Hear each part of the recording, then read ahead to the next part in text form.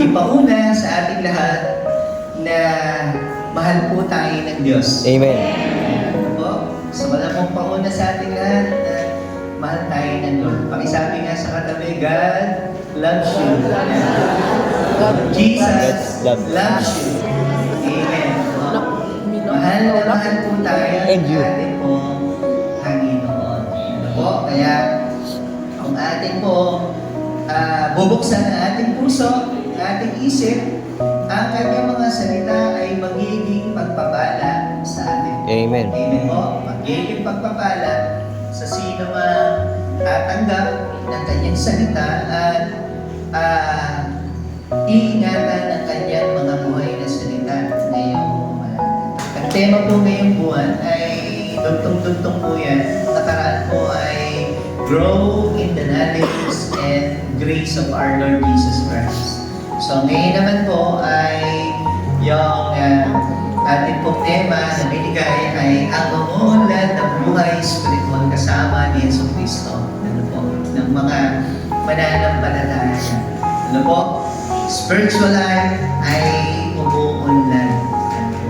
Dapat po bang umuunlad tayo sa spiritual nating buhay? Amen. Kung tayo po ay isang mananampalataya na kay Kristo na at siya ang ating Panginoon at Diyos ng ating buhay, ano po, ay concern po ang Diyos sa ating spiritual na kalagayan. Amen? Amen. At ngayong umaga, gusto ko pong sabihin sa atin na may kinalaman po minsan ang pagsaway ng Diyos para tayo po ay magkaroon ng tamang direksyon sa spiritual nating pamumuhay. Sino dito naniniwala na ang rebuke ay blessing? Amen. Iwala mo ba kayo na ang rebuke ay blessing? Ano sa Tagalog ang rebuke? Pagsaway. Ayan. Ang pagsaway ay pagpapala. Ano po? Minsan, Amen. ang problema lang po sa pagsaway ay ang pagtanggap ng taong sinasaway. Tama ho ba? Amen. At nakita ko na ang problema na mga taong sinasaway ay yung kanilang attitude towards rebuke. No, yung iba minsan nagpapaalala pero pinapaalalahanan po tayo pero minsan nagre-react po agad tayo. Ano po yun? Halimbawa, may sinabi, asawa mo, halimbawa, pinaalalahanan ka. Sabihin ko, ano man ang tawag, mami, o kaya naman ay daddy, o kaya naman ay love, o honey. Sabi, ako, mahal, no, mag-diet ka na. Bakit? Diet ka na, oy. Medyo lumiliit ka na. Ano po? Sabihin naman ng nirag, okay, ano napansin niyo ba yun? No? Pagka minsan mayroong mga sinabi, ang ganda-ganda ng paalala, pero yung balik ay, agad. Ano po? Ituturo ka agad, natahanap agad ng mali na ika-counter, ika-counterpart niya. Ano po?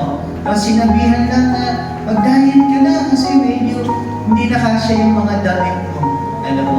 Tapos, sabihin naman, pag-iisip naman ang pwede niyang ipintas. Kung mataba ako, ikaw naman, no? Yung, yung boat mo, paano? Di ba?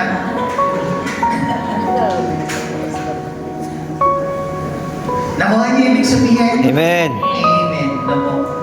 At kung ang tao po ay nagre-review, ang Diyos po ay nagre-review din. Nagre-review din ang atin po, Panginoon. Minsan, di tayo nakikinig sa review ng tao. Pero, ngayong umagang ito, ang gusto po natin dalhin na mensahe sa ating po kalagitnaan, God's review.